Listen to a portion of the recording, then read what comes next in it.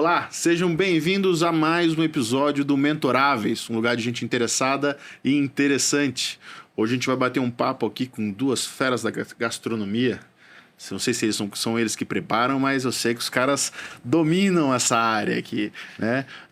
O nosso primeiro convidado tem mais de 10 operações, 350 funcionários espalhados por aí. Gabriel Fullen. Pô, obrigado pelo convite, cara. É isso aí. Temos crescimento. É um prazer contar um pouquinho da história para vocês, dividir essa mesa com vocês aqui. Show de bola. Prazer te ter por aqui também. Valeu. Tem muita história para contar. A gente já fez um pré aqui, já viu que estamos tudo super alinhado e vai ser muito bacana.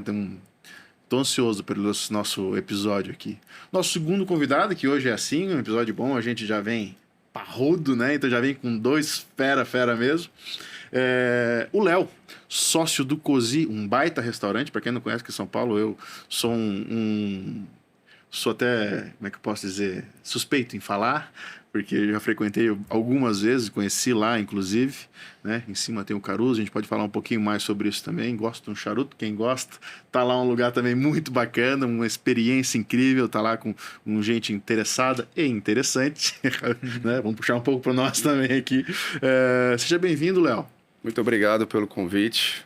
Isso é gostoso contar um pouquinho da nossa história para vocês.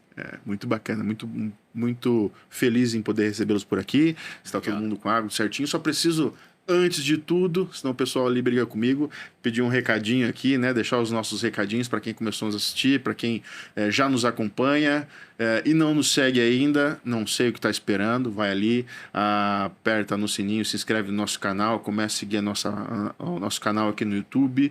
Se tiver no YouTube e acabar, assistiu, porra, gostou pra caramba, corre lá no Instagram, começa a seguir os nossos perfis no Instagram, no TikTok e todos os outros aí. A gente tá no Spotify, antes tinha vídeo, mas agora a gente tá só com a parte de áudio no Spotify para poder ter uma experiência melhor aí para quem tá dirigindo, ou tá na academia, ou tá em qualquer lugar podendo nos ouvir tranquilamente também. Não esquece de compartilhar com os amigos e com a família. Vamos levar essa nossa mentoria semanal mais longe, porque ajuda o amiguinho aqui, o amiguinho fica feliz e todo mundo fica feliz. Compartilhar a informação, né? É bom também, né? Vamos lá, gente. Cara, os dois trabalham num segmento que foi super afetado um tempinho atrás aí, que é a pandemia. Eles trabalham com restaurantes, trabalham com alimentação, trabalham com público. Isso é muito legal, mas eu queria voltar um pouquinho antes. A gente vai falar bastante sobre isso, mas eu queria voltar um pouquinho antes para gente saber um pouquinho da história de vocês, né? Eu queria entender como é que começou, se é uma paixão, se já tinha isso na cabeça, o empreendedorismo, o que é empreender para vocês. Pô, sempre quis empreender, sair ou não, já comecei em um outro caminho e acabei entendendo que a minha jornada me levou para um lugar diferente. Como é que foi isso para vocês? E obrigado de novo. Obrigado a você, mais uma vez. Prazer estar aqui com vocês, contar um pouquinho da minha história, como é que eu comecei, né? Me formei em administração e fiz depois uma pós-graduação em gestão contábil e financeira. Na época que eu trabalhava ainda na BR Malls, eu trabalhei durante 6 anos, fui executivo na área comercial, então de 2 multinacionais. Na verdade 3, né? Trabalhei no Groupon na época do boom das compras coletivas, enfim. E depois acabei indo para a BR Malls, trabalhei na área comercial, vendendo espaços comerciais dentro dos shoppings. Depois eu fui ser headhunter na Michael Page, onde em quase 2 anos entrevistei mais de 1.400 candidatos. E, cada entrevista ali era uma aula one-on-one, que era muito bacana absorver um pouquinho, porque era sempre cargos de gerência para cima. Então, entender como é que cada um trabalhava e encarava os problemas, então ali já fui absorvendo um pouquinho, mas até então não pensava de fato em me tornar empreendedor e empresário, né? Porque eu achava que eu trabalhava muito bem quando me eram dadas algumas tarefas e eu tinha que seguir algum objetivo ali, alguma meta. Então eu falei, puta, quando eu não souber o que eu vou fazer, eu acho que eu não consigo eu mesmo me colocar ali alguma coisa para fazer. E em 2014, final de 2014, alguns amigos solteiros na época se reuniram, vamos abrir um bar, cada um bota um pouquinho de dinheiro e tal. Falei, pô, isso pode ser interessante, muita gente influente no mercado já de entretenimento. E aí a gente se uniu, fez o Brechó Bar, não sei se vocês se lembram disso, era no Itaim, ali na Mário Ferraz com a Tabapuã, um bar de esquina. E a gente era mais de 20 sócios ali. Então eu entrei como investidor nesse primeiro momento. E cada um era meio que o RP também do negócio. Então levava os amigos, o negócio começou a bombar. E aí, no começo de 2015, eu já estava um pouquinho de saco cheio da carreira executiva. E eu era um cara que me dava muito bem com todos os sócios. E eles me convidaram, falaram, moço, puta, cara, você não quer vir e fazer essa porra? Eu falei, como é que eu vou trabalhar bar? Nunca, sempre fui da área comercial, não sei fazer gestão. Por mais que eu tenha essa bagagem acadêmica, eu estava um pouco inseguro justamente por conta disso. E acabei aceitando o desafio, foi aí que eu entrei nessa área e me apaixonei, enfim. Na época eu tinha só 5%, mas depois a gente foi... Eu fiquei um ano no brechó, depois acabei vendendo minha participação e fui começando a criar os outros projetos. Então foi nisso que eu entrei nesse mercado. Lá atrás, vai fazer 10 anos agora, ano que vem. Deu certo, né? Graças a Deus. Passamos por trancos e barrancos. Acho que depois a gente vai entrar até um pouquinho no bate-papo do que a gente fez na pandemia, que acho que foi o maior desafio para o nosso mercado. Mas foi aí que eu dei o primeiro... Coloquei meu pezinho lá na parte de gastronomia. O local é o carro-chefe? Na verdade, a gente começou com o Oguro em 2016. Depois, vai fazer 7 anos. Na semana que vem, a gente faz 7 anos da primeira unidade. E o Locale a gente abriu efetivamente no meio da pandemia, que são 3 operações Locale. A gente é franqueado da Gran Cru, também no Itaim. E a gente tem 6 operações Oguro. São 4 lojas físicas e mais 2 operações de delivery, que é o Poke e o Sushi. Então, tudo em São Paulo? Uma loja em Campinas, do Oguro, ali no Galeria, no Shopping Galeria em Campinas. O resto tudo em São Paulo. Léo, também vi que tua jornada também começou com relação a multinacionais, também começou trabalhando no setor privado, e aí foi escalando, e aí surgiu a oportunidade e você partiu para esse outro mercado. Como é que foi? Exato. Eu vim de multinacional, eu trabalhei na Caterpillar, eu trabalhei na Ferrero, sempre nas áreas de financeiro e marketing. Mas eu sempre quis empreender, ou seja, me incomodava um pouco eu usar tudo que eu podia fazer para os outros. E então eu sempre falei, alguma coisa minha eu vou fazer. E o restaurante acabou entrando por acaso na minha vida. Na época da faculdade também, a família de um amigo abriu um restaurante, aí eu comecei a fazer uns extras nesse restaurante. Aí eu comecei a fazer o caixa, aí eu comecei a ser responsável caso acontecesse alguma coisa. E eu fui tomando gosto pela coisa. Aí eu saí, eu empreendi, eu tive uma agência de design de embalagens, materiais promocionais. A gente trabalhava muito com a própria Ferrero, a gente se especializou muito em brinquedo uma época. E o restaurante sempre esteve ali. Até que uma hora o meu sócio hoje, que é o Renato, que é o chefe de cozinha, a gente falou, vamos fazer alguma coisa nossa? E aí nasce a ideia do Cozinha. Lá por volta de 2008, a gente estava na crise e começava um movimento que chamava Bistronomia, que veio da França, que é chefes de restaurantes estrelados saíam desses restaurantes ou abriam operações paralelas em bairros mais distantes, onde o aluguel era mais barato, e ofereciam uma cozinha de autor. Ou seja, uma cozinha, uma gastronomia bem feita, com preços mais acessíveis. E assim começa a história do Cozy. Porque o Cozy, ele nasceu na Barão de Tatuí, ali em Santa Cecília, que hoje em dia é uma rua que o pessoal conhece bastante, tem outras operações. Mas na época ninguém sabia o que era. E também a gente só tinha dinheiro para pegar aquele ponto. Foi praticamente, eu acho que foi na época que eu cheguei em São Paulo. Eu cheguei em 2007 em São Paulo. E eu frequentava lá, tinha um espetinho lá, tinha os outros bares próximos lá, né? Então, região... Quando a gente chegou lá, tinha uma loja de vinhos na frente, uma cachaçaria ao lado. Hoje em dia você tem diversas operações, virou um polinho assim de bares, de restaurantes. E era muito engraçado porque o pessoal sempre perguntava, nossa, como vocês têm um restaurante desses aqui? E isso foi muito, acho que, fator de sucesso também, porque era uma surpresa você ir num lugar, encontrar um tipo de restaurante como a gente fez, com o valor que a gente tinha. Quando a gente abriu, o Cozy era barato. Barato mesmo. E aí depois, com o Cozy, a gente foi crescendo, teve outras operações, digamos, pulando para a parte já da pandemia. A gente tinha acabado de abrir um Cozy em Brasília, fazia 6 meses antes de começar a pandemia. Caraca. E era uma operação que estava indo. Aí veio a pandemia e fechou. Aí a gente falou, aff, Maria. Putz. Por outro lado, a gente fez uma mudança muito boa, que foi sair da Santa Cecília. E a gente muda há alguns anos para a Doc Lobo. Num ponto que, assim, é muito bacana. E fez uma grande diferença para a imagem do restaurante, faturamento. Foi um passo para frente que a gente procurava.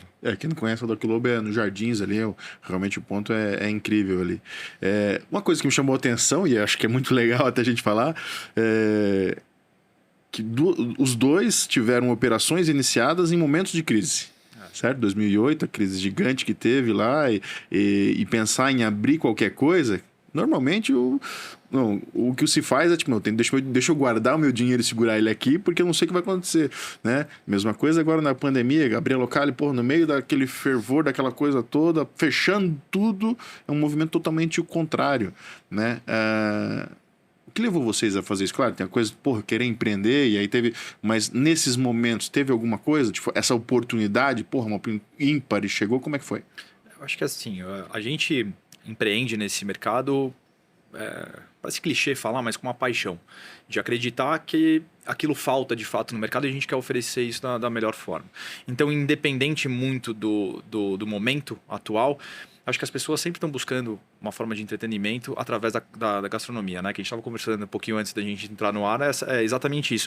A gente não é só uma alimentação, é entretenimento através da gastronomia. Então as pessoas, inclusive em momentos de crise, querem esparecer, querem sair para jantar, querem ter uma experiência diferente. Então, eu acho que principalmente no nosso grupo, a gente teve essa crescente desde 2020 até agora, onde 2020, março, que foi quando estourou a pandemia, a gente tinha 3 operações, a gente está com 10. Então, em 3 anos, a gente mais que triplicou, né? E foi através das oportunidades que acabaram surgindo, felizmente ou infelizmente por conta da pandemia, mas a gente soube usar um pouco do que abriu de brecha no mercado. Então, a gente usou muito as redes sociais, acho que muito do nosso mercado desacelerou, falou, puta, marketing eu não vou investir agora. A gente, pelo contrário, a gente começou a investir muito em marketing e falar, quando eu reabrir, a gente tem que ser o número 1 ali do mercado na cabeça, quem pensar em japonês tem que pensar no Oguro, por exemplo. E foi quando a gente olhou para fora, um pouquinho antes de dar um lockdown, a gente olhou e falou, o que Nova York está fazendo? Nova York entrou antes em lockdown do que a gente, 3 semanas antes. A gente olhou, puta, o que é um polo gastronômico está fazendo lá? A gente viu que eles estavam dando muito voucher para consumo futuro, né? Então, um voucher promocional, 20%, 25% de desconto para quando reabrir o mercado. E aí a gente lançou no Oguro, no dia 18 de março, quando estava tudo fechando, um voucher de 2 rodízios a preço de 1. Então 50% de desconto. Em 4 dias a gente vendeu R$1 milhão. Porra. Então isso deu uma injeção no nosso caixa para a gente segurar, porque a gente não queria mandar ninguém embora, porque ninguém ia ser empregado, né, diante daquela situação.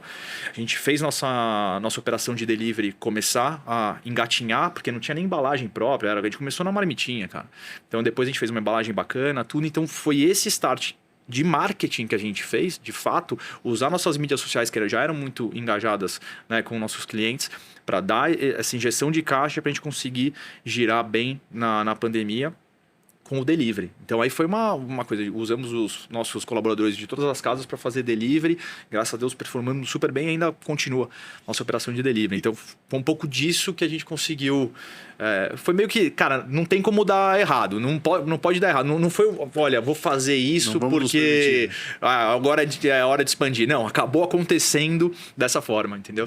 Isso é legal, caramba. É isso, né, tipo... É complicado, mas no meio do caos é que vem as grandes oportunidades, né? Exatamente. Então, tá atento a olhar, poder essa frieza de parar e falar assim, porra, aqui dá pra ir. E legal pra caramba, ter essa sacada de, porra, lá já fechou, o que os caras estão fazendo? Pô, isso é genial, acho legal pra caramba. Mas também ninguém esperava que ficasse tanto tempo. Não. Né? Mas foi o caso que aconteceu com a gente no Cozi. O ponto onde a gente está hoje foi uma oportunidade da crise, da pandemia. Ou seja, a gente já vinha há alguns anos procurando algum lugar para mudar o Cozi e nunca acertava, não era aquilo, não fechava. E aí, no meio da pandemia, a gente viu que aquele ponto tava para alugar, tinha fechado a operação que estava lá antes. Falei pro meu sócio, falei, pô, Renato, vamos lá dar uma olhada. A gente conhecia o dono da imobiliária. Falei, Adriano, posso ir lá? Não, vai lá, vai lá. Aí o meu sócio falou assim, pô, Léo, o que a gente vai fazer lá, ué? Tá tudo fechado, a gente não tem nem dinheiro para comprar esse restaurante. Falei, vamos lá, vamos lá. A hora que a gente entra ali, a gente olha e fala assim, caraca, é aqui. É aqui. E é aí aquela brincadeira que eu falei, de vez em quando os astros se alinham. E a gente falou, quer saber? A gente tem que se abraçar com isso aqui de qualquer jeito. Porque se a gente não pegar agora, alguém vai pegar. E foi o que aconteceu. Se você pega no nosso ramo, seja Itaim, seja Jardins, um monte de lugar que fechou. Quem conseguiu aproveitar também a oportunidade, hoje em dia está com excelentes pontos e hoje já está uma dificuldade para conseguir pontos de novo. Exato. Então, Quem tem não larga, né? Faz parte, né? Tem que se manter e, obviamente, são pontos que fazem girar e geram valor, né, para o negócio de vocês, né?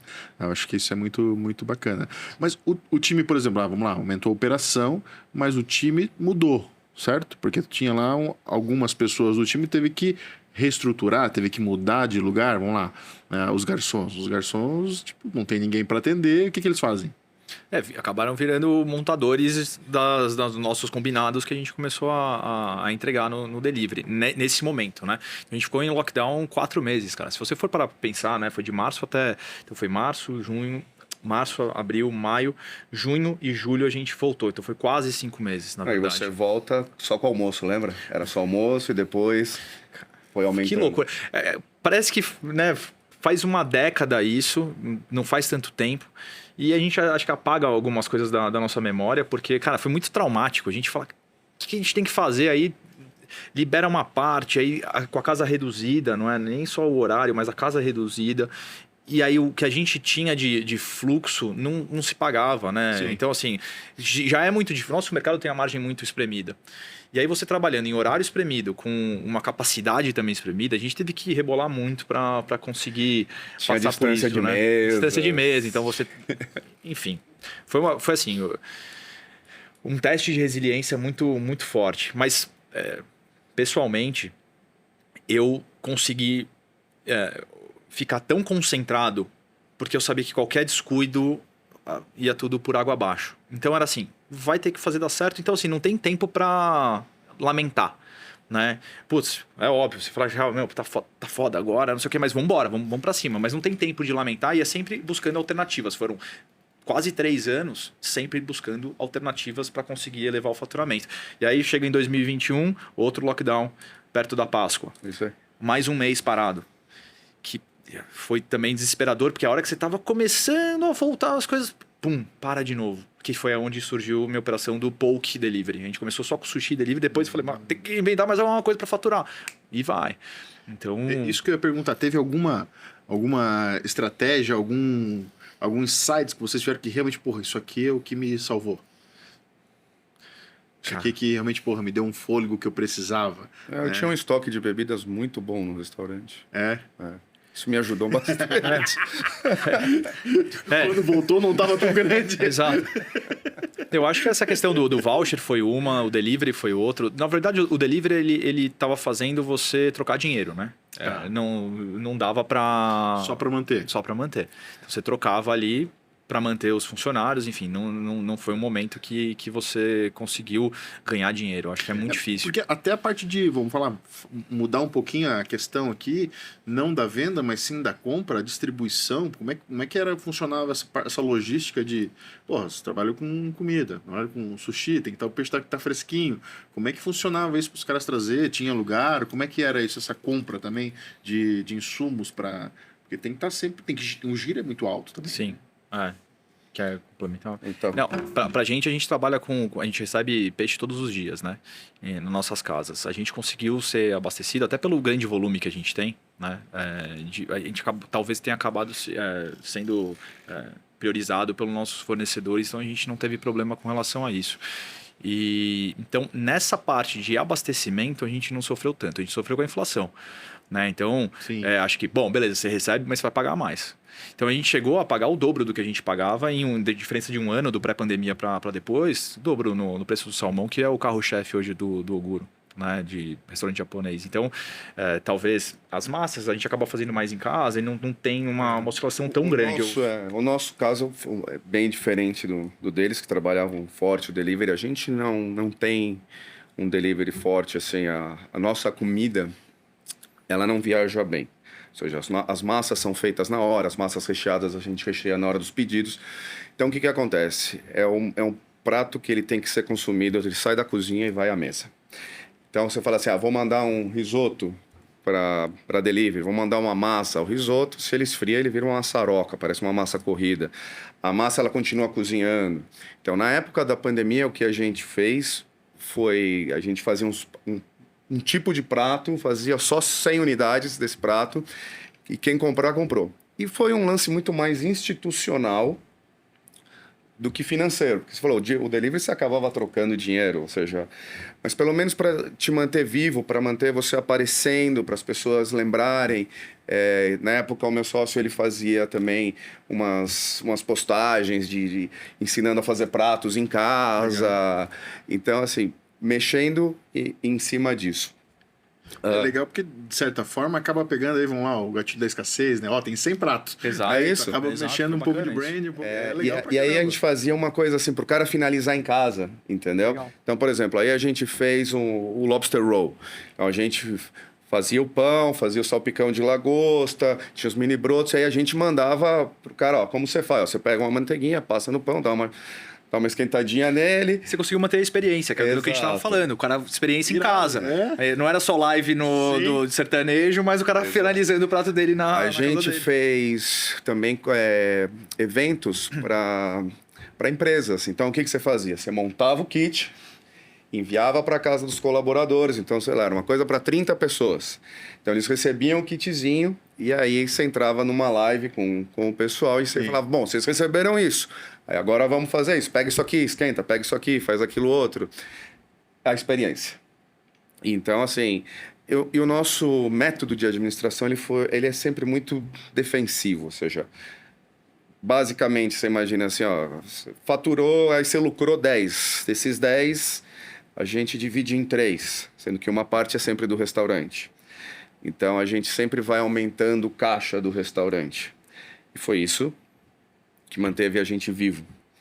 Porque, diferente, por exemplo, eles que tinham um delivery muito forte, e a gente não tinha, então, realmente a gente gastou muito dinheiro nesses meses parados. E quando a gente volta, é aquela coisa, a gente volta no almoço. E não é o almoço que te dá o forte do dinheiro, porque o jantar ele é um programa, você tem um ticket médio maior, o cara vai sem pressa. O BBB que tem uma margem maior. Exatamente. Então a gente volta, mas a gente volta nadando e afundando. A cabecinha ficava assim, Por um lado, graças a Deus, voltou. Por outro lado, a operação não se paga. Então até ela voltar, foi duro. Foi duro. Imagino. E isso é muito legal, o lance da experiência. Continuam com a experiência? Ou como é que ficou? Não continua. Uma coisa que eu percebi no começo é como os restaurantes eles tinham esse horário. Então, fechava às 6 da tarde, 7. Aqui em São Paulo, o pessoal tem essa mania de sair para jantar. A maior parte das reservas era 9 horas da noite. Quando começa esse movimento... o restaurante vai fechar às 7. Você tinha a reserva, estava tudo esgotado já. Às 6 horas da tarde você não tinha nem mais lugar. Então o paulistano ele começou a sair mais cedo. Sim. E aí foi engraçado que, como ele saía mais cedo, você tinha um giro a mais à noite. E além desse giro a mais, você fechava mais cedo.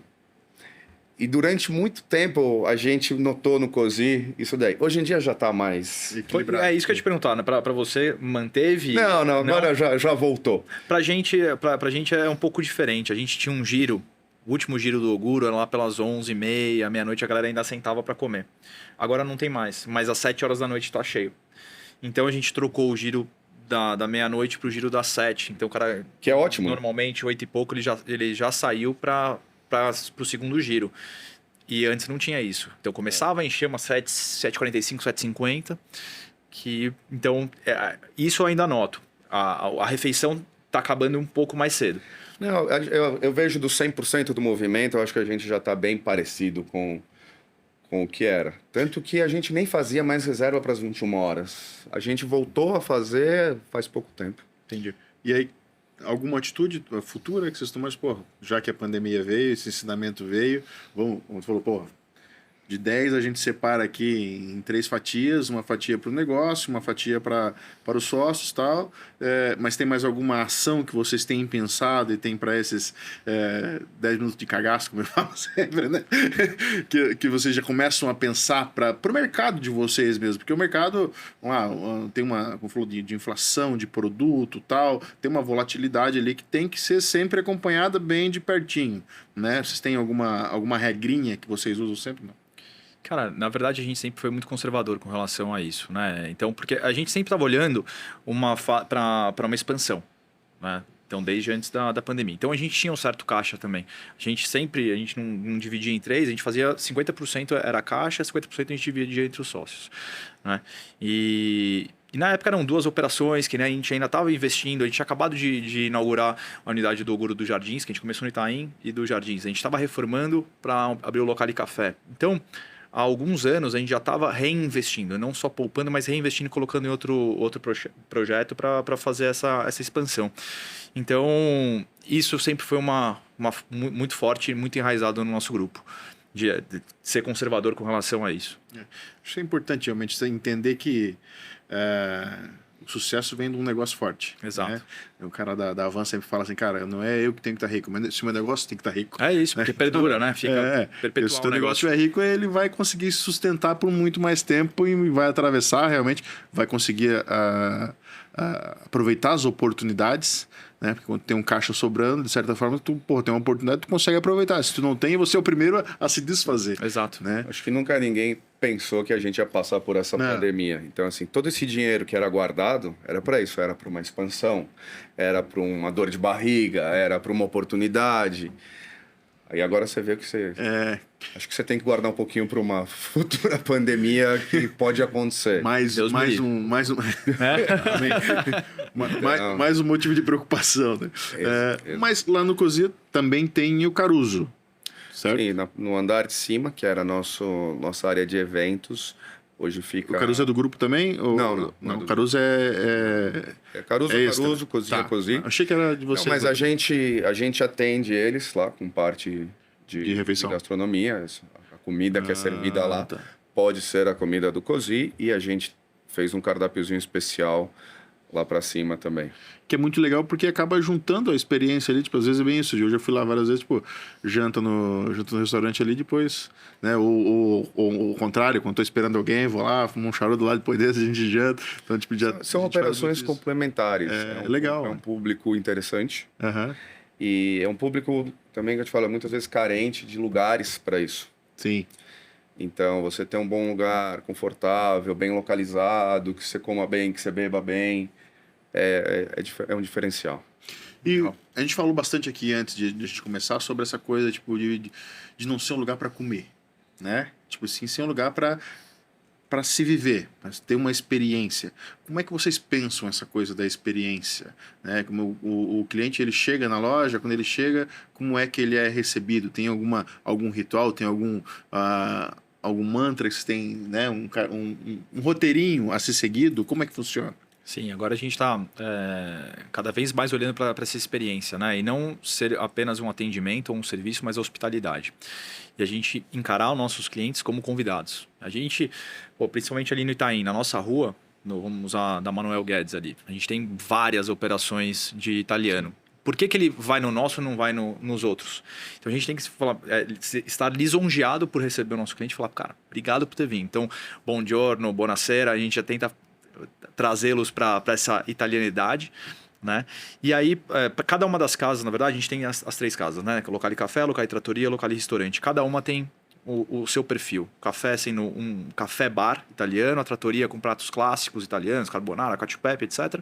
E o restaurante com uma culinária mais contemporânea, com pequenos pratos a serem compartilhados, e aí algumas coisas na grelha, com acompanhamentos, enfim. mas cada uma com a sua... com uma direção que a gente quer que o cliente tenha, não para a gente vender alguma coisa, mas sim para ele ter uma experiência diferente. Então, para tentar proporcionar o melhor que a gente pode oferecer. E, cara, o que a gente não admite é um atendimento ruim ou normal. A gente não quer que só tire o pedido ou, né, esteja ali quando o cara levantar a mão. A gente sempre se propor, sempre antever. Então, o cara vai levantar a mão, a gente já está... O que o senhor deseja, quer tomar... Olha, esse vinho vai muito bem com esse prato, esse coquetel da casa. A gente justamente tentar influenciar para os nossos clientes terem a melhor experiência possível dentro dos nossos restaurantes. Então, acho que é um pouco disso que a gente estava conversando antes, né? É assim, esse é um grande desafio, parte do atendimento. Então, é como ele estava falando. Imagina um restaurante italiano, que é o nosso caso. Quantos restaurantes italianos tem em São Paulo? Um monte. E o cliente se propôs a ir no seu. Então, eu falo pro pessoal, vocês têm que reconhecer isso. Ele veio aqui por N motivos, mas ele veio aqui. O que a gente quer? Que esse cara seja bem recebido. Ser bem recebido também não é aquela coisa do cara ficar em cima toda hora. Eu dou um exemplo assim, você acaba de colocar água no copo, não pergunta para ele se ele quer outra água. Deixa ele tomar água. Não force uma venda. É muito bom quando você vai almoçar ou jantar num lugar e a coisa ela acontece de uma maneira natural. Não falta nada, também não tá sobrando nada, não estão te enchendo. Aquela coisa que você fala assim, pô, estão me explorando, estão querendo que eu tome mais uma água, tome mais um vinho. Não, eu falo, você tem que estar ali disponível, e você tem que ser meio invisível, eu falo. Não precisa ficar ali em cima do cliente, mas a hora que ele for levantar para chamar alguém, você já está ali à disposição. Ser guiado de uma maneira positiva faz a experiência ser agradável. E eu falo isso até para o pessoal, por exemplo, a empresa que cuida dos manobristas do carro, do valet. Falo para eles assim, não adianta nada a gente fazer tudo direitinho aqui e a hora que o cara sai, você demora 15 minutos para trazer o carro. Porque esses 15 minutos parecem 3 horas e meia. E o cara sai de lá falando assim, essa porcaria desse restaurante demorou 3 horas para trazer meu carro. Então, tudo que foi feito certo, você vai fazer, tá errado. Porque é a última lembrança que o cara tem. E assim, e não é uma pessoa, são várias pessoas que fazem parte dessa orquestra. Então, esse é o desafio e você tem que manter essa galera motivada. É muito engraçado quando você está num restaurante, as piores besteiras acontecem quando tá vazio, né? Uhum. O restaurante está lotado, tá todo mundo com a antena ligada, tá todo mundo funcionando bem. Agora o restaurante está mais vazio, aí o cara já dá aquela relaxada, que ele deixa que eu deixo, e aí acontecem as piores. Isso é muito legal, até essa conexão ali, tipo, do realmente estar atento, né? A gente fala, tipo, transmitir isso pro digital, por exemplo, né? Cara, a mesma coisa, o cara entrar no teu site e te mandar uma mensagem no WhatsApp e tu responder só no outro dia, né? Perdeu, né? Então é a mesma coisa. Pô, não tem que estar lá perguntando pro cara o que ele quer, mas se ele me fez uma pergunta e eu respondi ele dentro de um tempo hábil, a probabilidade de sucesso e de adquirir uma venda de uma nova garrafa de vinho ou um prato diferente, uma sobremesa, é muito maior, né? Porque fica orgânico, fica mais afetivo. E quando o cliente está confortável, ele sai da defensiva. E isso é maravilhoso. Porque ninguém quer ser explorado, mas se sente bem no lugar que você está, o cara que está te atendendo... É um conjunto de fatores, é a altura da música, a temperatura do ar-condicionado, é o dimmer da luz. Ou seja, se tudo funciona, se a engrenagem está toda bem, o cliente ele fica solto. E se ele está solto, a experiência vai ser legal. Isso, complementando isso. Se uma dessas coisas que você citou, que eu falo todas as vezes, é engraçado que ele falou exatamente as mesmas coisas que eu penso. Se uma dessas coisas, ele pode até não perceber, mas está incomodando. Alguma coisa está incomodando nesse momento. Ou se está muito quente ou muito frio, a música está muito baixa ou muito alta e a iluminação. Vocês fazem algum tipo de teste para isso? Tem alguma experiência? Vocês fazem? Tipo, ou não? Ou é de experiência da vida mesmo ali, de entender? Isso é uma das coisas mais difíceis de ensinar, porque eu acho que é muita da sensibilidade. Então, para tentar minimizar isso, a gente colocou a automação. Então, cenário almoço, cenário jantar e iluminação para limpeza. Você minimiza. Porque assim, a iluminação pode estar legal para mim, mas a outra pessoa prefere um pouco mais claro ou um pouco mais escuro. Então, Qual é a média? a gente tem que setar e falar, bom, é isso. Então, através da automação, a gente tá conseguindo. Mas Essa automação vem da onde? Eu sei, tipo, esses presets, vamos chamar assim, já tem já uma... Porque eu fico pensando, pô, o que é uma música alta, o que é uma música baixa? Como é que eu sei? Acho que nós, né? Somos nós. Sabe o que é? Sabe quando você está num restaurante, você não tem ideia da música que está tocando, mas ela tá agradável? Sim. Aí o cara acertou. A gente fala que tá boa o suficiente para você não gritar, né? Não tá alta para você gritar, mas também não tá baixa que você não possa ouvir. Então, Você tá no lugar e você fala, nossa, como tá agradável isso aqui. Isso não é uma coisa, são todas essas coisas e conversando. não é só a altura, tá? A gente é muito, pelo menos a gente faz uma curadoria de músicas, porque se entra alguma, sei lá, Aretha Franklin gritando, também incomoda um pouco. Pode estar o volume perfeito, mas talvez não seja apropriado para aquele ambiente. É isso aí. Pode ser legal pro café, mas pro cozinha e pro restaurante não. Então a gente tem que estar muito atento. São pequenos detalhes, cara, que a gente fala.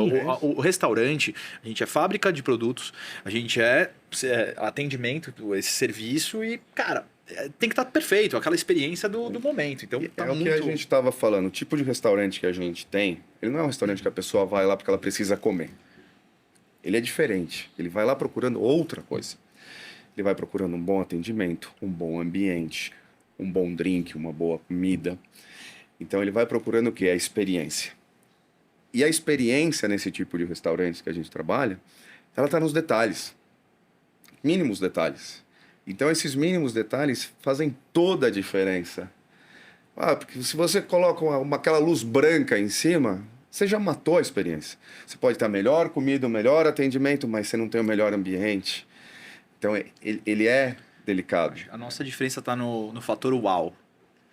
Porque assim, não basta só servir um bom carbonara, ou um vinho na temperatura certa, um atendimento legal, num timing bom e o ambiente. Tem que ter, cara, se tudo isso for completo, tem que ter uma cereja do bolo que talvez seja, então, o vinho que você recomendou.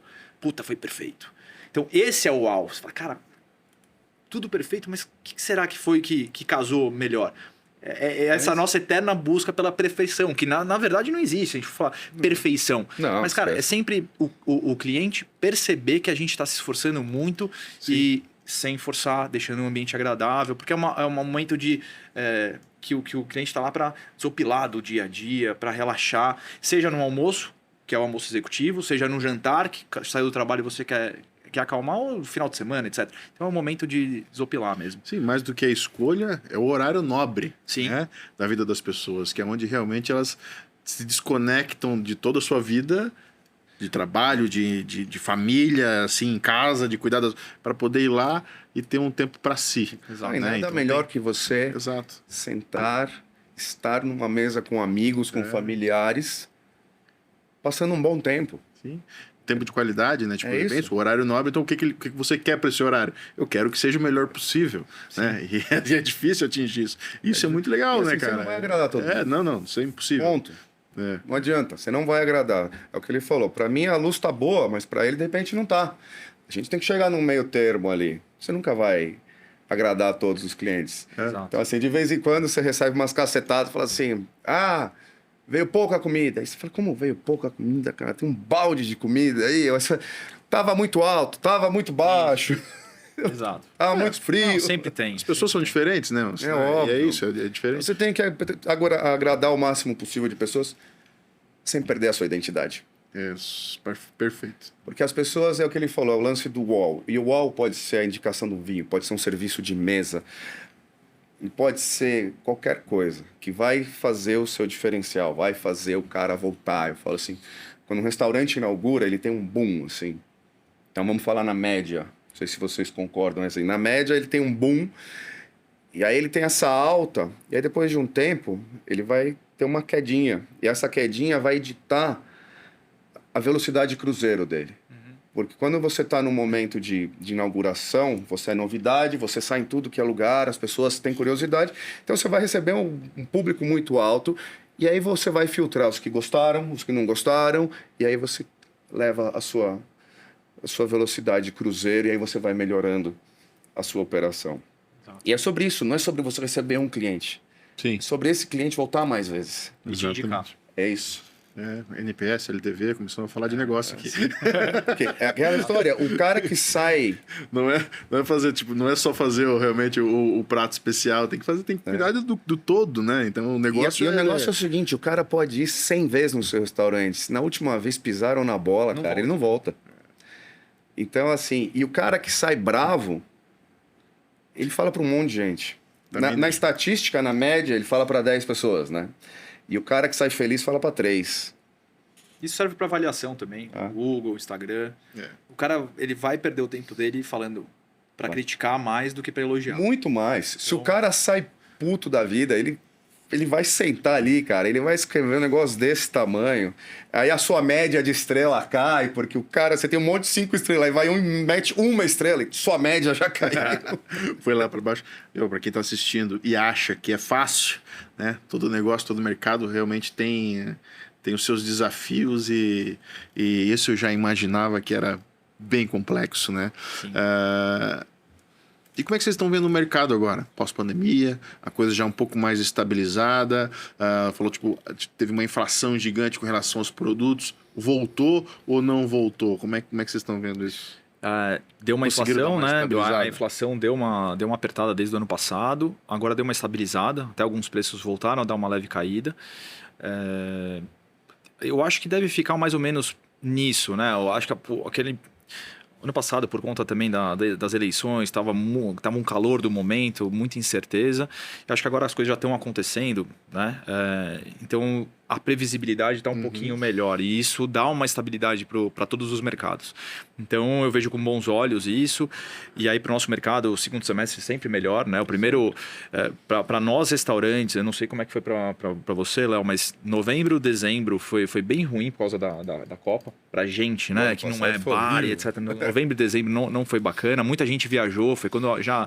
Foi o primeiro, sem pandemia, né? Então, que as pessoas foram viajar, de fato. Era tudo para não ter uma Copa naquela data, né? Exato. Então, acabaram indo mais para bar. Então, quem tem bar mesmo para tomar cerveja, isso aqui, foi bem no final do ano. E janeiro e fevereiro, historicamente, é muito ruim. Então, eu tive 4 meses bem desafiadores, já com março dando uma estilingada para cima, que foi muito bom.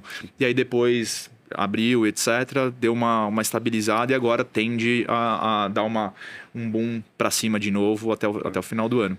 O segundo semestre é onde a gente entra mais empolgado, porque ele tende a ser muito bom, né? Então, é engraçado como eu faço o restaurante, como a gente trabalha, ele é um termômetro, porque que acontece? A gente trabalha com lazer.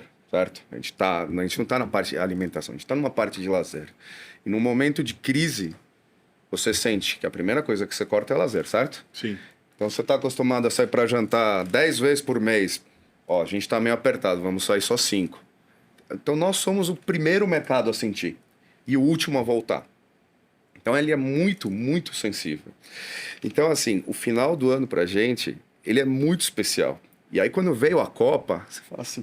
Putz, justo agora, entendeu? Então, ele é duro. Mas esse ano, agora, as coisas vão voltando mal. Você pega, por exemplo, umas coisas engraçadas. Então, final de Big Brother, você sente no restaurante. Final da novela, você sente no restaurante. Todo mundo tá em casa querendo assistir. Jogos também, né? Jogos importantes. Quarta-feira é um dia muito engraçado, porque muitas vezes, quarta-feira é dia de jogo, né? Então, você sente, no nosso caso, o público feminino... ele vai mais no restaurante. Porque os caras se encontram, vamos assistir um jogo aqui, vamos ali. E as mulheres, vamos sair para jantar, vamos tomar um negocinho. Então também sai. Que legal, né? Tipo, realmente só quem vive para poder entender essas nuances que quem tá de fora não tem noção, né? Sim, e você tem essas loucuras, não sei. Você chega um dia no restaurante e fala assim, ixi, hoje não vai dar nada. E daqui a pouco faz BUM! Você fala, o que aconteceu aqui hoje? É um dia fraco, eu dei folga para a maior parte da equipe, essas coisas, e arrebenta. E aí um dia também acontece, você fala, hoje vai arrebentar. E vai tranquilo. Você fala assim... Semana que terça e quarta explodiu, fala, agora vai, agora quinta, entendeu? E aí quinta dá uma caída que nem terça, é difícil, é difícil. Mas é um ramo muito gostoso de se trabalhar. Quando eu falo assim, quando você pensa no dinheiro especificamente, não... É o que ele disse. A gente tem as margens muito espremidas. A gente é muito dolarizado. A gente trabalha com muita coisa importada, ou seja, insumos, vinhos, bebidas, o dólar. Então, a gente tem uma carga tributária alta e a gente tem uma lei trabalhista que não ajuda nem um pouco. Isso é para todos os setores aí. Isso é uma das coisas que eu acho que realmente tem que ser revista, né? E é difícil, né, cara? Todos os segmentos, né? Agora a gente tá vendo o lance do Uber aí, meu, sabe? Tipo, Uber não quer, os motoristas também não querem, mas alguém quer que não tá envolvido com o negócio, quer. Tipo, e aí? E aí, quando você entra na parte de tecnologia, você até consegue ganhar escala sem aumentar tanto a sua folha, né? Você tá ali com um software que você consegue... tem que aumentar um pouquinho, mas não precisa fazer proporcionalmente a sua equipe. No restaurante, não. Se você abrir mais um restaurante, você precisa do mesmo número de pessoas. Então, a CLT acaba machucando muito. E muitas vezes a gente pensa, putz, se a gente tivesse alguma forma de amenizar esse tipo de custo, a gente faria um bem para a sociedade como um todo. Porque o nosso mercado ele tem uma barreira de entrada baixa para até pessoas que não têm tanta escolaridade, né? Não têm a formação muito avançada. Pô, as pessoas conseguem entrar no mercado de trabalho, não precisa de uma capacitação técnica, né? Então, se a gente tivesse alguns tipos de benefício, mas para empregar mais, com certeza a gente estaria maior, né? É um risco, você abrir, vai fazer um belo investimento para montar um restaurante bacana, Sim. montar toda a parte de equipamentos, mas ao mesmo tempo também você está adquirindo um passivo trabalhista, de acordo com essas nossas leis trabalhistas, que são difíceis.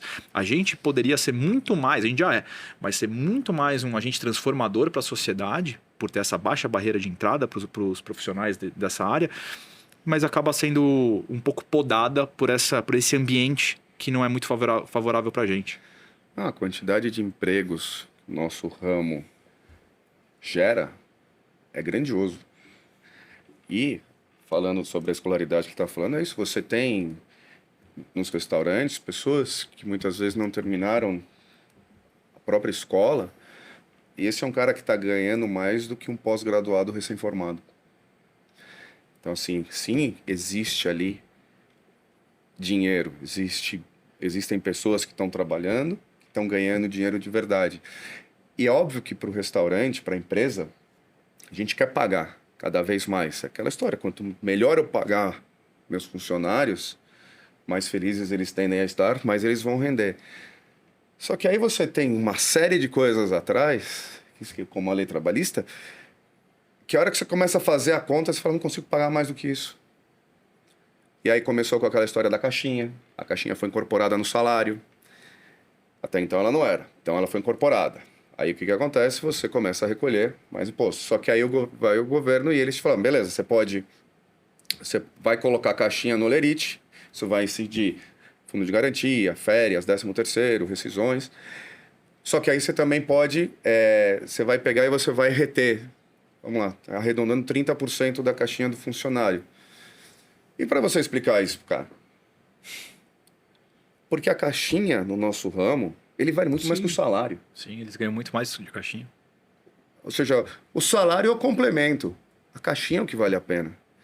Então eles sofrem muito quando a gente não vende tanto. Então, assim, a parte boa, putz, eles estão ali querendo bater meta, bater o faturamento, porque eles vão receber muito. Mas, ao mesmo tempo, isso também acabou tirando. Eu acho que tem um lado bom, positivo, que eles ganham uma segurança um pouquinho maior para fazer conta ali, de férias, rescisão, enfim. Mas inibe o nosso crescimento. Então, tudo é muito delicado, porque se a gente entra, vai ter isenção, então a CLT vai dar um alívio para o bares e restaurantes. Mas, putz, em outro setor, precisa de um alívio de outro lado. Isso tudo vai refletir numa diminuição de arrecadação e tem muita coisa para ser feita.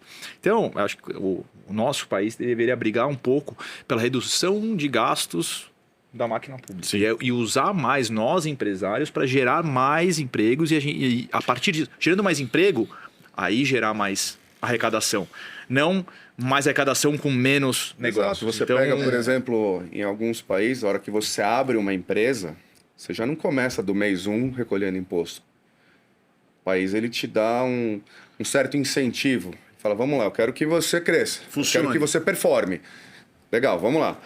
Aí você começou a performar, você já tirou a cabecinha para fora d'água. Estamos indo bem, estamos. Então agora vamos começar a pagar imposto. Ok, funciona. Exato. Não, e tem muito disso mesmo. Porque, pô, o cara olha por empresário e fala, o empresário não quer pagar imposto. Não, não é, né? Na verdade, tipo, é isso, né? Se eu pagasse um pouquinho menos, eu geraria mais emprego. E eu vou pagar mais. É. Né? O montante vai ser maior através de mais geração de valor e empregos. Se você gera mais emprego, você gera mais oportunidades de consumo. Né? Que se tu tem um funcionário na empresa, é um funcionário consumindo. Se tem dois, são dois consumindo. Vai girando a roda. E a roda gira. Né? Então, tipo, esse enxugar da máquina pública é fundamental. Não tem como gastar mais do que se ganha. Né? E aí tá gastando mais do que ganha, que faz? Vou aumentar o quê? Vou aumentar o imposto. Tá errado. Né? A conta ao contrário. Desacelera a economia. Pois é. Né? Então, você atrapalha quem tá tentando ajudar. Entendeu? O que é o empresariado. O cara... Ele se arriscou, ele botou o corpo a prêmio, né? Para falar mais bonito. Botou o corpo a prêmio ali para poder fazer alguma coisa, se arriscar, porra, em todos os momentos de crise, tipo, tá lá na frente colocando. Então, se você tiver tipo, não precisa nem ajudar, só não atrapalhar. Exato.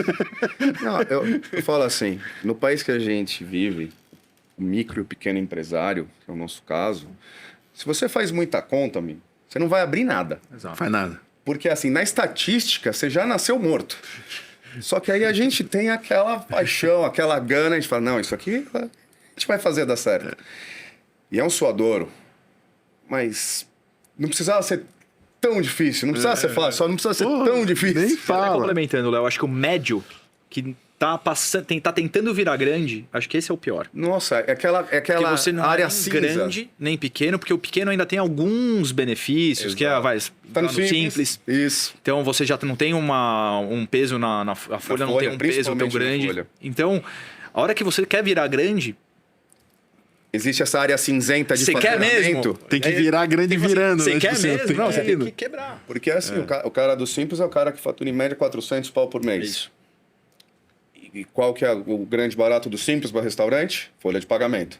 A hora que você sai da folha de pagamento do Simples para o real ou presumido, o mundo já mudou para você. E aí você tá nessa área cinzenta de faturamento, que assim, para começar a valer a pena, você tem que faturar muito Tem que dobrar. mais. Mas muito Assim, mais. no mínimo. E você não sai dobrando da noite pro dia. Você extrapolou ali os 400, se você ficar entre os 400 e os 650, 700, Aí dói. Aí dói. Por que eu fui fazer isso, né? você fala, puta, acho que eu vou voltar lá para ser menorzinho. Isso inibe o crescimento. Exatamente. E eu vou te falar uma péssimo, coisa. né? Eu conheço muita gente que não quer crescer por causa disso. Fala assim, eu não quero correr esse risco. E teria potencial, né? Muito. Teria potencial. Muito. E é tão legal aquilo que você falou antes, até anteriormente, agora rapidinho ali.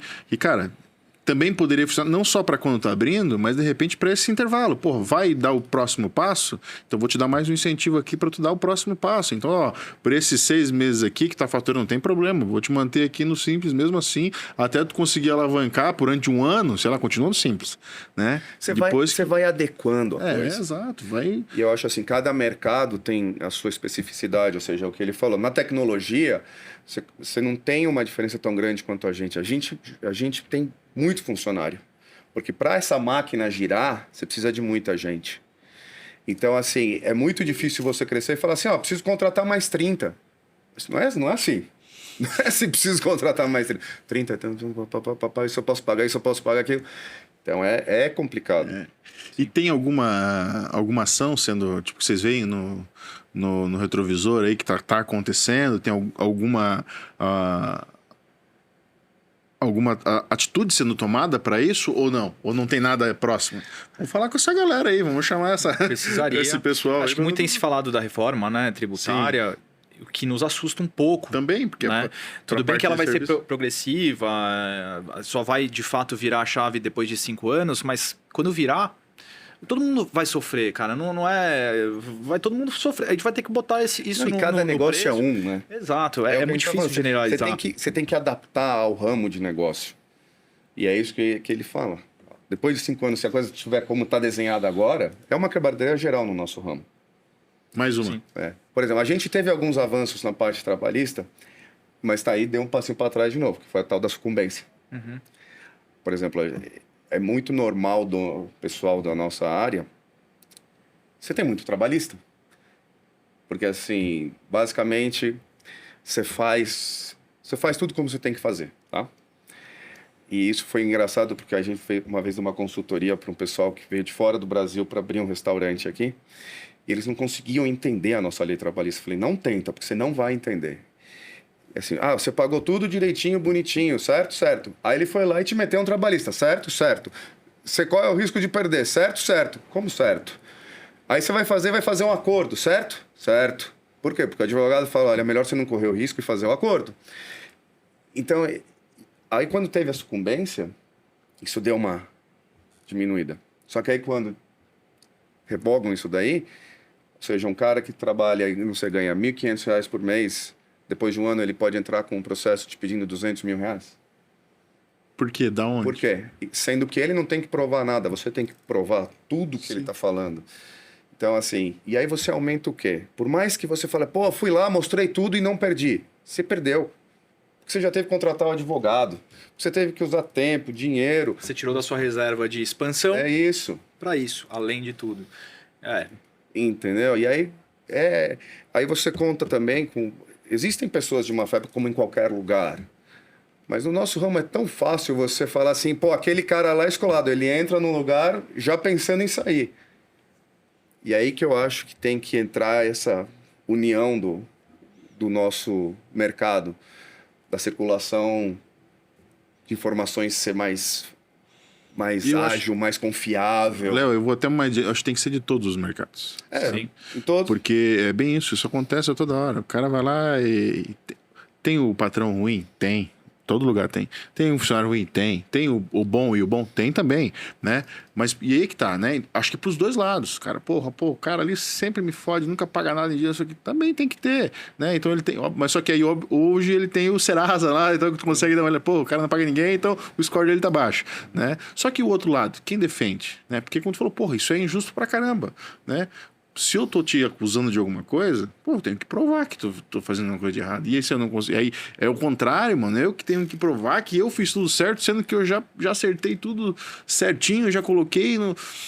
eu acho injusto pra caramba, e eu sou daquele... Né, a gente falou aqui do brasileiro tenta ser americanizado nas coisas. Cara, a gente conversou aqui, se acertamos, falou, quanto tu quer? Eu quero 1.000, então eu tô disposto a pagar 1.000, tá aqui o 1.000, fechou, tá bom pros dois lados, meu, né? O que eu venho reclamar? Porra, tá acertado já. Sim. E aí onde que tá a honra nisso? Né? Então, tipo, como é que fica essa pra frente? Aí eu acho que entra uma parte que a gente tem pesquisado muito. Eu tenho ouvido muitos empresários que a gente estava batendo papo, né? As entrevistas e etc. E são duas coisas essenciais para qualquer negócio: faturamento e a cultura da empresa.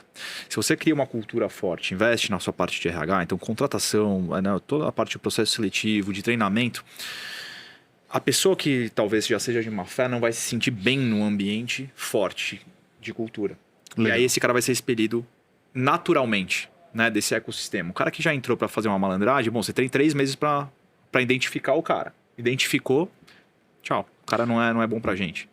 Aí, porra, foda, mas eu vou ter que levantar uma dessas. Aí a gente tem comércio também, não vou falar agora. A gente tem outros comércios também. E isso é uma coisa que isso me incomodou. A minha mulher, a gente tem comércio, ela passou por uma experiência dessa, ela veio revoltada pra mim e eu fiquei revoltado também depois. A gente contratou um funcionário lá, um colaborador, pra uma fase de experiência, pegou a carteira dele e botou a experiência. Cara, moleque, a pessoa não foi, não adiantou. Com 3 semanas ela já estava querendo mandar embora e mandou embora. Quando mandou embora, a contadora entrou em contato com tem que escrever uma carta de punho que ele está indo embora, porque... Da experiência. Porque ele foi bem, mas não estava encaixando aqui, que não sei... Dizendo que ele carta é o contrário de tudo isso, uma carta de recomendação. Eu falei, cara, eu tô mandando porque ele não deu certo, tá ligado? Então, tipo, eu não quero recomendar ele pra ninguém, né? Mas você tem que fazer, porque senão é capaz ele ir lá e te botar no pau e te levar mais um ainda por fora. Né? E aí? Aí o que acontece? Eu tô enganando você. Não, aí, mais uma vez, é o restaurante investindo para ter uma baita equipe legal. Então, assim, você investe. Então, é duro você... As pessoas muitas vezes olham de fora e falam assim, nossa, esse restaurante ele tá sempre lotado. Esses caras estão rachando de ganhar dinheiro. Não é bem assim. Todos os custos envolvidos ali, Sim. eles são gigantescos. Então, assim, você formar uma equipe bacana é um baita desafio. E também é muito sazonal, né? De vez em quando você tem uma equipe que você fala, pô, essa equipe tá sensacional. Aí sai um, aí de repente entra um outro que desestabiliza, aí você passa por fases que você fala assim, nossa, tem que trocar todo mundo, aí você troca e tem que treinar todo mundo de novo. E pelo menos no nosso caso, ficam ali aqueles pontos específicos, aqueles caras que você sabe, ok, esse cara eu posso. E aí você vai confiando, porque esse é o desafio do crescimento no nosso ramo. Isso. Você tem um restaurante, você está lá todo dia, é uma coisa. Mas agora você tem 10 restaurantes, você não é onipresente, né? Então, saber delegar para saber crescer é o grande desafio do nosso, não só do nosso, mas especificamente no Sim. nosso, que é o que a gente estava falando do Outback. Por que o Outback dá certo? Uma das coisas é isso, porque cada um tem um dono, que tem um nome escrito na porta. Exato. Então, é uma gestão mais homem a homem ali. Eu, até pegando um gancho disso daí, do crescimento, quando a gente pensou em crescer, eu estava conversando com meu sogro foi diretor, pica da Oracle muito tempo, e eu sempre tive a cabeça que era o seguinte, a gente, para crescer, precisa fortalecer a base. Então, ao invés de sair crescendo, mas sem ter formado uma equipe bacana, puta, eu só 2 braços aqui não vou conseguir sair crescendo sozinho. Então a gente investiu muito antes de crescer. Eu acho que isso é um grande segredo para qualquer mercado. Se você quer fazer uma expansão, você tem que estar muito bem sólido na base da sua empresa. Então, áreas bem estabelecidas com donos de cada área para você poder promover uma expansão. Então, levar funcionários e colaboradores que você acredita que o cara está apto para liderar um outro projeto, que já provou em momentos difíceis nas operações que fez um bom trabalho, então está promovido aí ter esse privilégio de abrir uma outra operação. Então, deu um medinho de investir, trazer pessoas bem boas e sólidas do mercado, ganhando, obviamente, mais do que a média. E foi aí que a gente conseguiu fazer uma expansão bem grande em 3 anos de pandemia. Eu acho que esse foi um pouco da receita certa que a gente seguiu. Tá? Então, acho que isso é uma dica para quem tá querendo crescer, que tem um pequeno negócio. Putz, tem potencial. Tá bom, mas quem vai crescer junto com você? São as pessoas. Tem que investir nas pessoas e na sua cultura. E faça conta, né? Muita conta. Muito legal. Isso é bacana. Isso é importante. Porque bem isso, você consegue construir um time, fortalecer ele, né? E conseguir passar a sua cultura, né? Que eles vão passar a cultura adiante, porque você bem não vai estar ali todo dia, né? Você não vai estar presente e até é bom que não esteja presente, né? Porque senão você não consegue enxergar um crescimento real. Você não cresce. Não cresce, você não consegue não consegue parar para olhar para outras coisas. Acho que essa é o que eu estava imaginando. Não consegue parar para pensar e aí, como é que eu vou crescer? Porque você tem que estar focado só no negócio, fazer ele acontecer, ali comprar, vender, ver se porra, eu preciso de alguém para me ajudar com isso, para que a gente consiga ir um pouco mais para frente. Porra, muito legal. Bacana mesmo. E...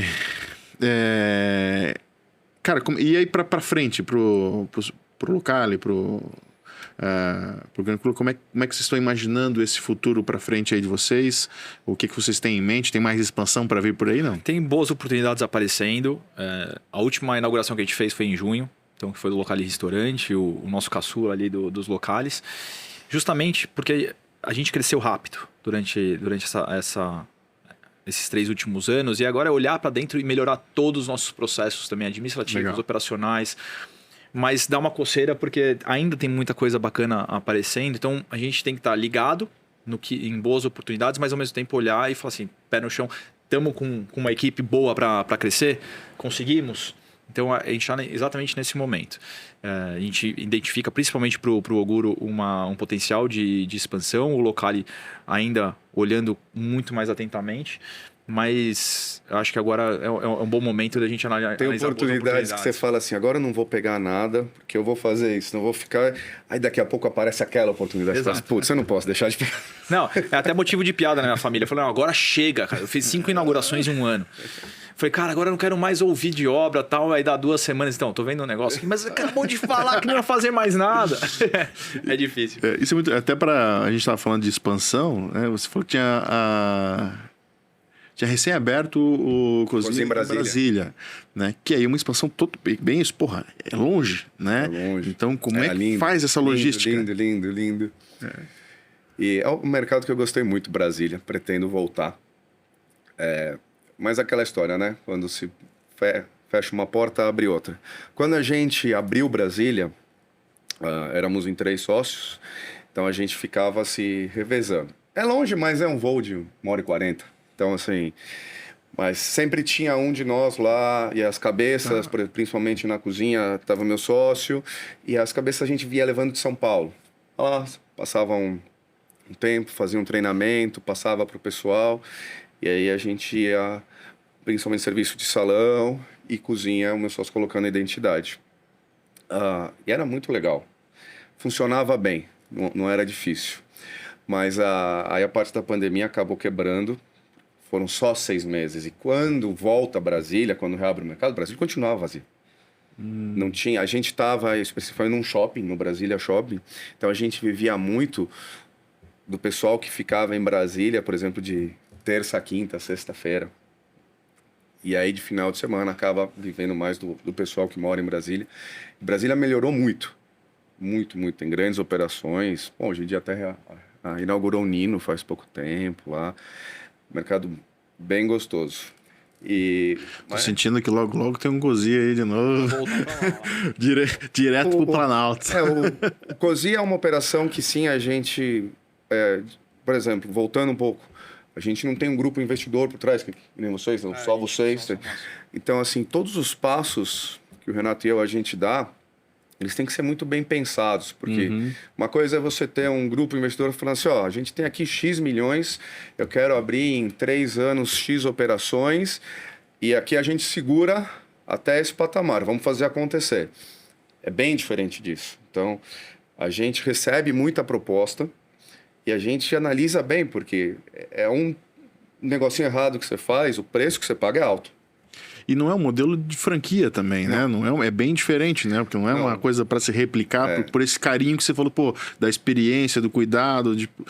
É um pouquinho diferente. O nosso projeto, após o Cozinha, agora que já faz alguns anos que ele mudou, está num lugar estabilizado, bacana, é um fine dining, que é uma operação muito mais gastronômica, na sua técnica, sua matéria geral, um restaurante para 30, nem 40 pessoas, que o brasileiro sabe hoje em dia, ele entende esse tipo de operação, porque nós temos viajado muito, conhecido muita coisa lá fora, e a gente já tem grandes operações aqui que fazem direitinho e dá para ganhar dinheiro. Então, poder oferecer isso, principalmente em um mercado, seja São Paulo ou seja Rio, você tem aí um nicho de mercado que eu acredito que vale muito a pena ser explorado. E muito também pela história principalmente do meu sócio, né? Quando ele se forma, ele vai embora para a Europa, ele fica 10 anos trabalhando em restaurantes estrelados. Então, quando ele volta para o Brasil, ele também quer fazer isso. Então, para a gente, assim, além de ser uma parte financeira, existe aí uma realização profissional de ter isso hoje num momento que a gente está pronto para receber. A gente já vem recebendo. Lirado. Esses homens são todos de bom. Tá louco? Eu vou fazer, fiquei até mais honrado ainda em recebê-los aqui. Cara, tá louco. Obrigado. E falando de... Bom, vamos lá. A gente já falou aqui, vamos falar de novo um pouquinho sobre isso. Façam contas, né? Mas eu tô querendo empreender, tô querendo entrar nesse mercado. Sempre gostei, sempre achei que tinha uma fagulha ali com relação à gastronomia e quero entrar... Quais seriam os pilares aí para você? Tipo, vai para cá, vai para lá, olha isso, olha aquilo, vê mercado, vê a tua região, vê a tua cidade. O que você olhava? Leva em consideração. Olha, é muito comum a gente ouvir essas histórias do alto executivo se aposentou e falou, agora eu vou abrir um restaurante. Vou pra praia. Você tá maluco? Não faça isso. Não faça isso. Ou seja, as pessoas, elas glamorizam muito o restaurante. É um mercado atraente. É muito atraente porque ele é gostoso, só que você tem que lembrar que quando todo mundo está trabalhando, você está trabalhando. E quando todo mundo está se divertindo, você continua trabalhando. E não é só a parte social que você está ali recebendo os clientes, tomando uma taça de vinho. Não, tem uma gestão enorme atrás. Como é que você fez até chegar essa hora que você está bebendo com seus clientes? Exatamente. Né? Durante todo o dia. Todo mundo, desculpa, só para complementar. Quando eu comecei na época do bar, a gente só abria à noite. Todo mundo, puta vida boa, você trabalha à noite.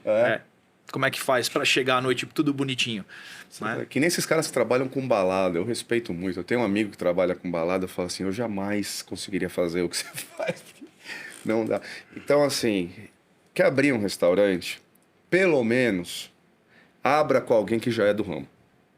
Que tem alguma ideia. Aquela coisa... Legal. Pô, você cozinha tão bem, você devia abrir um restaurante. Isso é a maior furada que existe.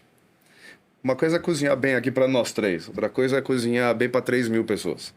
Ou vai trabalhar um pouco, né? Tenta pegar alguma empresa, faça uma imersão, vai ser caixa para ver tudo que acontece. Exato. Porque assim, é um investimento alto que se der errado...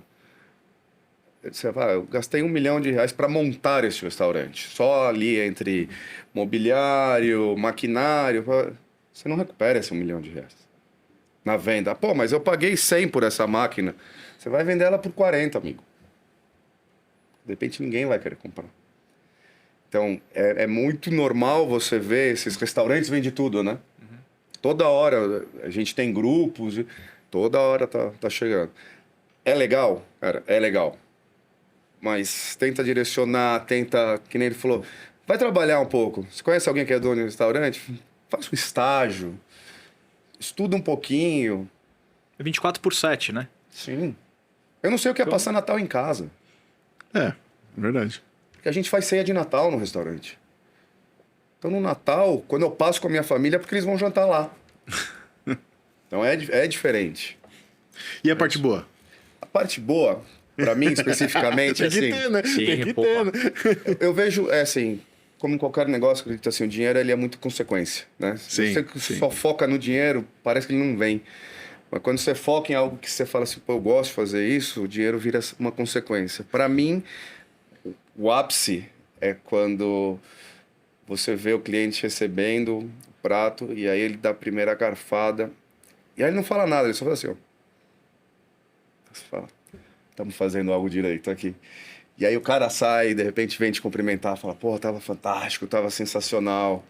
Você vê o pessoal voltando, indicando. Isso é muito bom. Essa é a parte boa. É um filho que deu certo na vida, né? Acho que é exatamente isso. Tem o 1 a 1, que é você ver o cara tomando um gole do drink ou dando uma garfada. E hoje a gente, no nosso grupo, atender 40 mil pessoas por mês. Então, é muita gente. Então, significa que as pessoas estão espalhando coisas boas sobre nós. E a parte satisfatória que eu senti muito foi trazer uma profissionalização para esse nosso mercado. Quando eu entrei em 2014, ainda era muito informal, né? Não tinham tantos grandes grupos, né? As coisas, quando você falava de parceria, então o investimento de alguns patrocinadores, etc., era só uma via de uma mão. Então, recebia até um dinheiro, algum investimento para você ser exclusivo, etc, etc. Você não precisava entregar muita coisa. Eu identifiquei isso e falei assim, cara, eu preciso entregar mais do que uma exclusividade. Eu quero entregar, então, uma experiência em cima dos produtos desse nosso parceiro e conseguir desenvolver muitas ações junto com a indústria, que isso foi muito satisfatório. Então, acho que é criar cases não só para as pessoas que a gente está atendendo todos os dias, mas também para os nossos parceiros que nos suportaram também, por exemplo, na pandemia, que acreditaram que a gente ia voltar forte. Então, isso é muito satisfatório. Falar, puta, a nossa marca está vinculada com grandes marcas e com pessoas que conseguem reconhecer isso. Então, e aí acaba se resumindo um pouco na garfada e falar, puta, que coisa legal. Você conseguir proporcionar momentos muito positivos para os nossos clientes.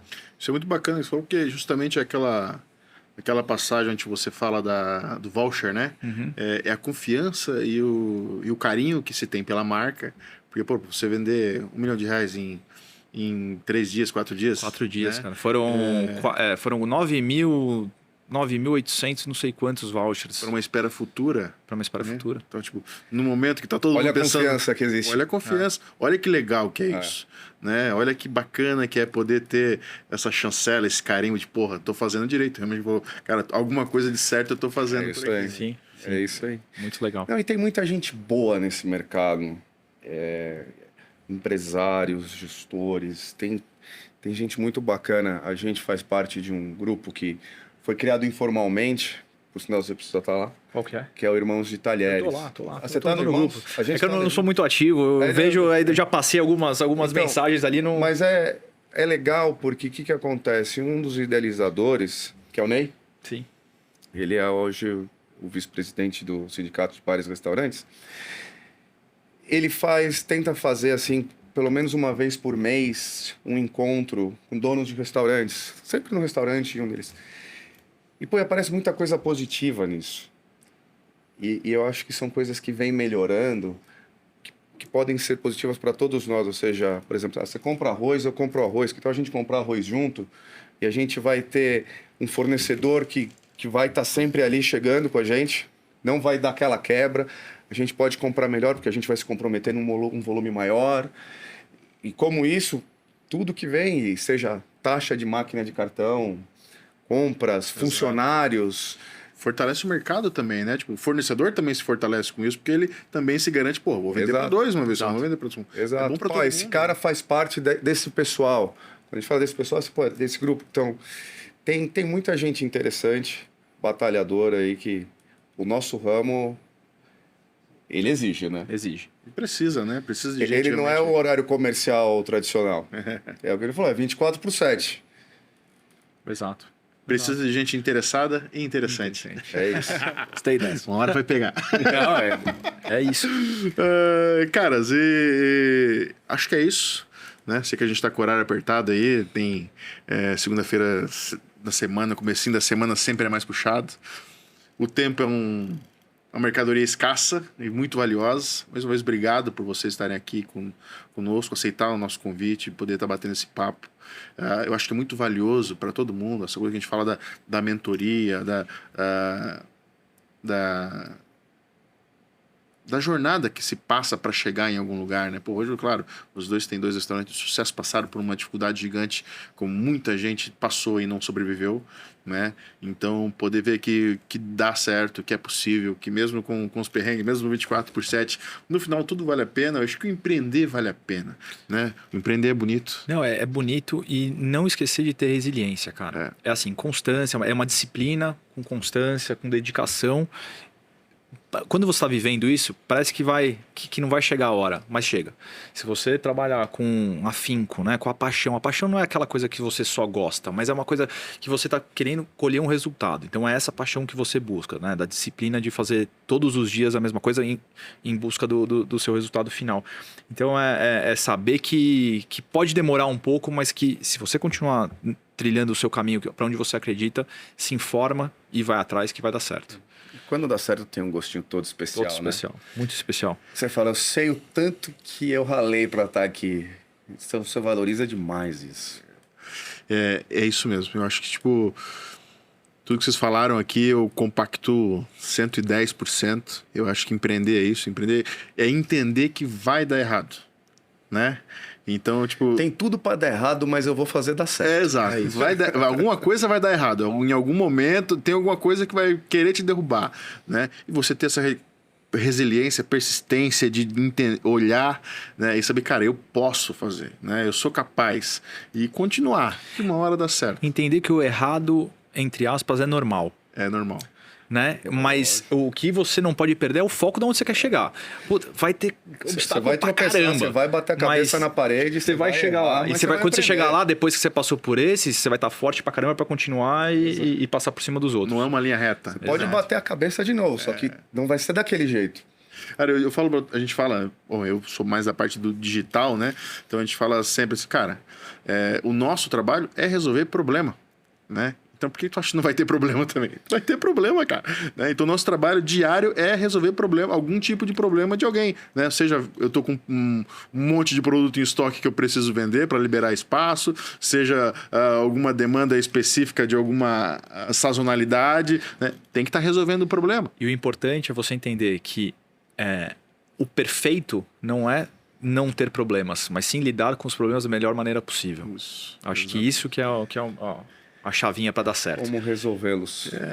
Isso é um dos ensinamentos que eu tive na minha vida, né? Bem isso mesmo, cara. Quando tem um problema, não bota ele pro lado, traz para frente. Né? Olha para ele, né? Com bastante carinho, bastante atenção e fala, tá, e agora? O que eu faço? Deixa eu te olhar direito. Você tirou, você vai mais leve. Putz, é isso, sabe? Tipo, resolver o problema, por menor que seja, é um problema menos. Nossa, se né? você bota de lado, você está carregando ele e vai ficar pesado, aumentando, pesado. Aumentando, a bola de neve vai aumentando, né? Boa. Gente, é isso.